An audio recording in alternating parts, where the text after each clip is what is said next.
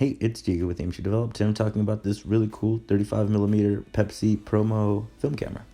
I had made a previous video talking about the camera itself in general, but this is a video of me taking out and about and showing you some of the example pictures. I'd actually had some issues with rewinding the film. I didn't hold down the button to let the sprocket out, and so it left some of the images exposed. You can see it here. I'm going to demonstrate how to actually properly do it and what to do. Okay, so obviously you want to keep the camera actually shut, but you do have the two options. So if you do it normally with the tab pushed down, it's going to advance it, but if you pop it, it only rewinds. And what it does is it turns the little canister the opposite way. One of the things that I didn't know is you're supposed to actually hold down the button to keep the little mechanism still so it rewinds properly. I think it had gotten stuck or something, and I thought it was already, towards the end of a line. And when I opened it up, I saw some exposed film, so hence the pictures that were exposed with light.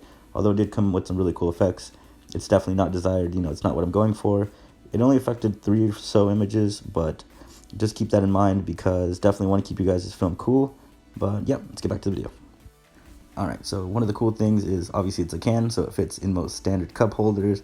It's not really a selling point, but I just think it's pretty funny that you can just pop it in and out. It'll stay nice and still. One of the things that I'm a really big advocate on is buying the camera with the flash. Mine does come with the flash. There's actually certain models that don't have flash, and you can see that a lot of the pictures that I've taken, here I'm handing off the camera, but you can see a lot of the pictures I've taken were in indoor situations that were well lit, but the lens definitely isn't sharp enough to actually get some of those sharp shots. We were going to the Los Angeles area. A lot of the pictures you see, the ones you're going to see now, are in bright situations. So the pictures actually come out as you would expect for most disposable cameras. You're obviously not going to get super crispy shots, but I mean, given the camera, I was using Fujifilm Extra 400 film.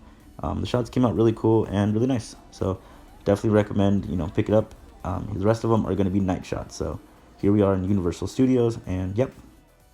As I was saying earlier, here's some of the shots that I had taken of that walkway.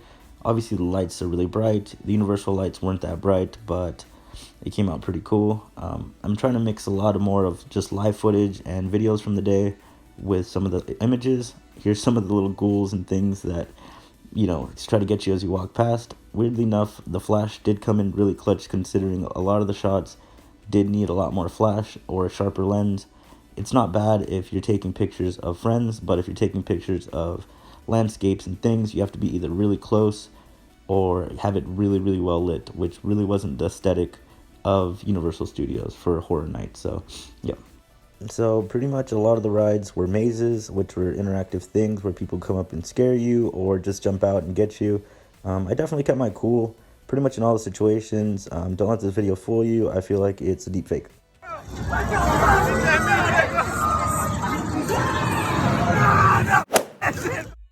We're just not even going to comment on that. Another thing that I did notice is the framing. You definitely have to work on it if you don't really know photography. When I hand this off to people, definitely get some different shots.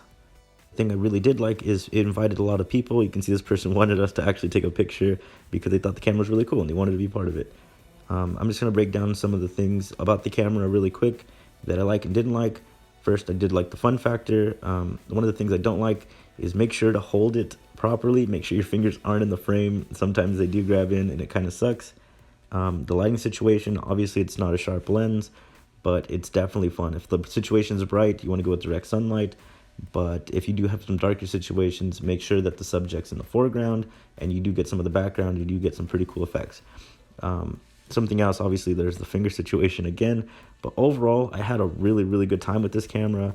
I recommend people picking it up and grabbing them. They're getting a little bit harder to find on eBay, but if you can grab one at a comfortable price, definitely pick it up. I highly recommend it. If you like this video, make sure to like and subscribe. I have tons of videos talking about subjects just like this, cameras that don't really get talked about. I'm trying my best to share the knowledge of photography and definitely the fun of it. So make sure to give it a subscribe and check it out. And if you don't already, check out my Instagram by the same name, Aim to Develop. I post a lot of the B-roll stuff that doesn't really make it on to YouTube, and a lot of other stuff. So, yep, that's pretty much it. Keep shooting film. Take care. Peace.